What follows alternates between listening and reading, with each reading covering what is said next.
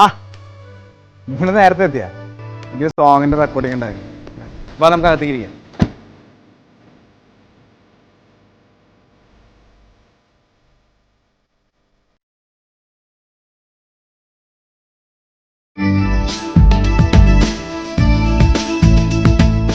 ഞാൻ ഇന്നലെ പറഞ്ഞില്ലേ അമൃത ടി വിന്ന് നക്ഷത്രങ്ങൾ ഇതുവഴി, അപ്പോൾ നമ്മുടെ വിശേഷങ്ങൾ പങ്കുവയ്ക്കാൻ വേണ്ടി വന്നതാണ്. അപ്പോൾ എല്ലാ കാര്യങ്ങളും തുറന്ന് പറയണം. അപ്പോൾ നമുക്ക് തുടങ്ങാം.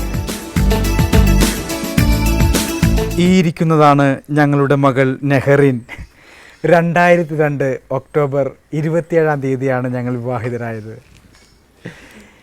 ഞങ്ങളുടെ പ്രേമവിവാഹമായിരുന്നു ആണോ എന്നൊക്കെ പല സംശയത്തിൽ ചോദിക്കുന്ന ആളുകളുണ്ട്. അതിന് പറയാനുള്ളൊരു കാര്യം, ഞങ്ങൾ ആദ്യമായിട്ട് മീറ്റ് ചെയ്യുന്നത് തിരൂര് ഒരു സ്റ്റാർ നൈറ്റിനാണ്. കൽപ്പന ചേച്ചി, ഇന്ദ്രൻസ് അല്ലേ, എല്ലാവരും ഉണ്ടായിരുന്നു.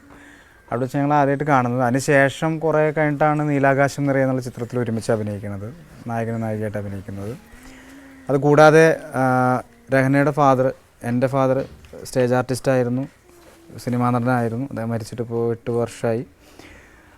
അപ്പോൾ വർഷങ്ങൾക്ക് മുൻപ് തന്നെ ഇയാളുടെ വാപ്പയും എൻ്റെ വാപ്പയായിട്ട് വളരെ അടുത്ത് അറിയായിരുന്നു. അങ്ങനൊരു കണക്ഷൻ ഉണ്ടായിരുന്നു. അപ്പോൾ ഞങ്ങൾക്ക് ഫാമിലിയായിട്ട് നേരത്തെ അറിയാൻ പറ്റും. ഇതിൻ്റെ കൂടെ ഈ വിവാഹത്തെക്കുറിച്ചൊക്കെ നമ്മൾ ചിന്തിക്കുന്ന സമയത്ത് അതിനെക്കുറിച്ച് അതിനടുത്ത് വിവാഹത്തിന് ശേഷം പറഞ്ഞപ്പോൾ എൻ്റെ അടുത്ത് പറഞ്ഞൊരു കാര്യമുണ്ട്.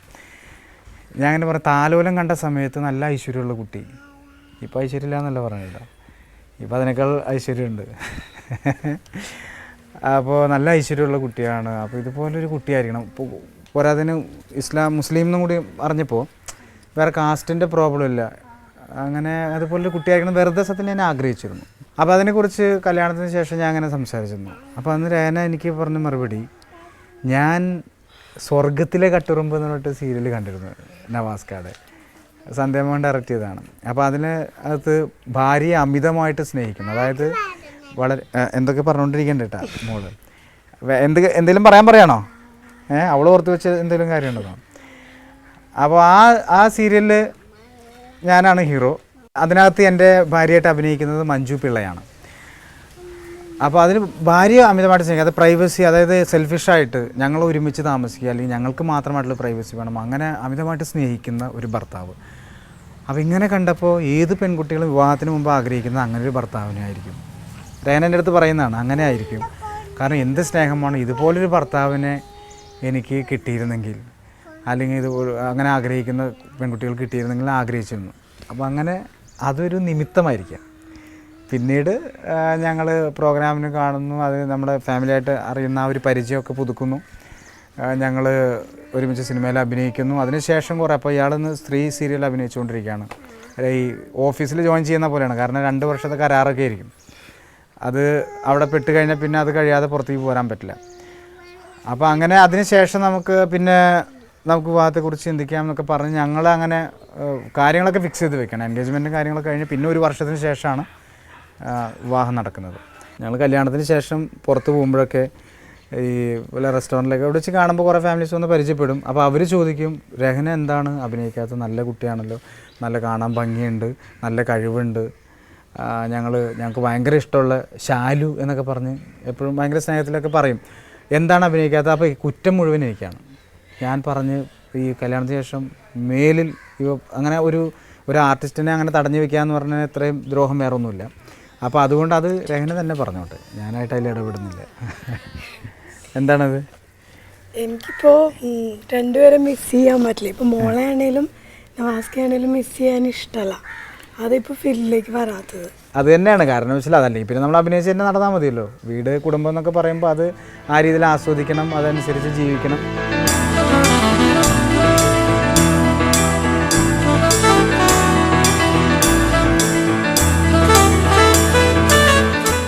ആലുവയിലാണ് ഞങ്ങളിപ്പോൾ താമസിക്കുന്നത്. കല്യാണത്തിന് ശേഷം ഇവിടെ സെറ്റിൽ ചെയ്തിട്ട് 3 വർഷമായി.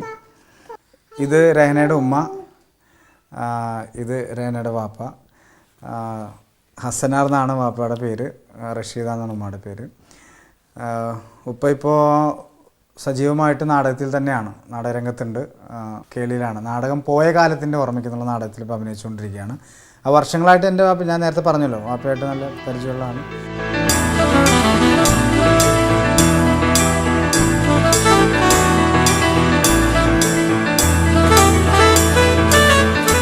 ഞാൻ ജനിച്ചതും വളർന്നതും പഠിച്ചതും എല്ലാം വടക്കാഞ്ചേരി എന്ന ഒരു ചെറിയ ഗ്രാമത്തിലാണ്. തൃശ്ശൂർ അപ്പുറമാണ് ആ സ്ഥലം. അപ്പോൾ ഇനി നമ്മൾ അങ്ങോട്ടാണ് പോകുന്നത്. അവിടെയാണ് എൻ്റെ സുഹൃത്തുക്കളും എൻ്റെ ഉമ്മ, ജ്യേഷ്ഠൻ, അനുജൻ എല്ലാവരും ഉള്ളത് അവിടെയാണ്. ഒരുപാട് കാര്യങ്ങൾ നമുക്ക് അവിടെ വെച്ച് പങ്കുവയ്ക്കാനുണ്ട്.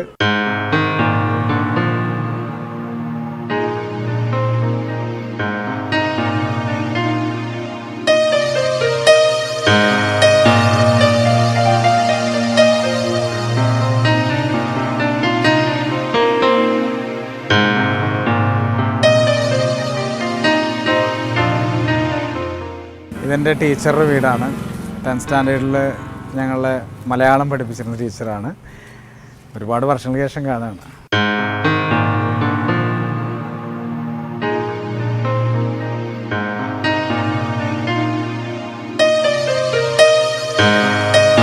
ടീച്ചറെ കുറിച്ച് പറയുകയാണെങ്കിൽ, ഞങ്ങൾക്ക് ടീച്ചറായിരുന്നില്ല, ഞങ്ങൾക്ക് അമ്മയായിരുന്നു.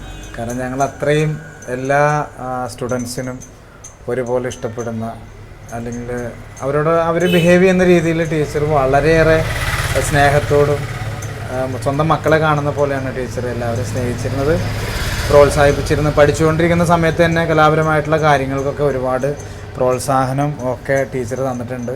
പാട്ടിനൊക്കെ എനിക്ക് കൂടുതൽ പിന്നീട് ഇപ്പോൾ സ്റ്റേജിൽ പലപ്പോഴും പാടുമ്പോഴൊക്കെ അതിനുള്ളൊരു പ്രചോദനം എന്ന് പറഞ്ഞ ടീച്ചറുടെ അന്നത്തെ പ്രോത്സാഹനവും വാക്കുകളാണ്. അതുകൊണ്ടാണ് ഇപ്പോഴും നമുക്ക് പറ്റുന്നത്. അന്ന് ഇങ്ങനെയൊക്കെ പാടാൻ പറ്റുമോ എന്നൊരു തോന്നൽ വരെ ഉണ്ടാക്കിയത് ടീച്ചറുടെ ഒരു പ്രോത്സാഹനമായിരുന്നു. അപ്പോൾ ക്ലാസ്സിലൊക്കെ തന്നെ അല്ലേ പാടിപ്പിച്ചിട്ടില്ല? ഏത് പാട്ട് വല്ല ഓർമ്മ ഉണ്ടോ ടീച്ചർക്ക്? എല്ലാരും ചൊല്ലണ്, പിന്നെ പഴയ പാട്ടുകളൊക്കെ അതൊക്കെ ഒന്നും ഓർമ്മയില്ല എനിക്ക്. അതുപോലെ ഒരു മാപ്പിളപ്പാട്ട് എന്നെ കൊണ്ട് ടീച്ചർ ക്ലാസ്സിൽ പഠിപ്പിച്ചിട്ടുണ്ട്. ഒരു അന്ന് മത്സരത്തിൽ എനിക്ക് ഫസ്റ്റ് കിട്ടിയ ഒരു പാട്ടായിരുന്നു, കിളിയേ എന്ന് പറഞ്ഞിട്ടൊരു പാട്ട് അല്ലേ. എൻ്റെ ശബ്ദം വളരെ ചെറിയ ശബ്ദമാണെന്ന്, ഈ പെൺകുട്ടികളിലൊക്കെ വോയിസ് പോലെ ഇരുന്നത്. അപ്പോൾ അത് ടീച്ചേഴ്സിന് എല്ലാവർക്കും ഭയങ്കര ഇഷ്ടമായിട്ട് അന്ന് ക്ലാസ് റൂമിൽ ടീച്ചറെ ടീച്ചർ അത് നിർത്തി എന്നെ കൊണ്ട് പഠിപ്പിച്ചിട്ടുണ്ടായിരുന്നു. കിളിയേ ദിക്കറുപാടി കിളിയേ, അന്ന് ആ വോയിസ് കറക്റ്റ് ആയിരുന്നു അല്ലേ. ഈ കുട്ടിയെ കാണുമ്പോൾ ഭയങ്കര സന്തോഷമാണ് എനിക്ക് ഒരു പാട്ട് പാടിത്തരണം. അപ്പോൾ എൻ്റെ ടീച്ചർക്ക് വേണ്ടിയിട്ട് ഞാൻ ആ ടീച്ചർക്ക് ഇഷ്ടമുള്ള പാട്ട് തന്നെ പാടാം അല്ലേ. എല്ലാവരും ചൊല്ലണം, അതിൻ്റെ ഒരു 2 വരി എന്തായാലും ഞാൻ പാടാം. എല്ലാരും ചൊല്ലണ്, എല്ലാരും ചൊല്ലണ്, കല്ലാണി നെഞ്ചിലെന്ന്, കരിങ്കല്ലാണി നെഞ്ചിലെന്ന്, ഞാനൊന്നു തൊട്ടപ്പോൾ നീലക്കരിമ്പിന്റെ തുണ്ടാണ് കണ്ടതയ്യ, ചക്കര തുണ്ടാണ് കണ്ടതയ്യ.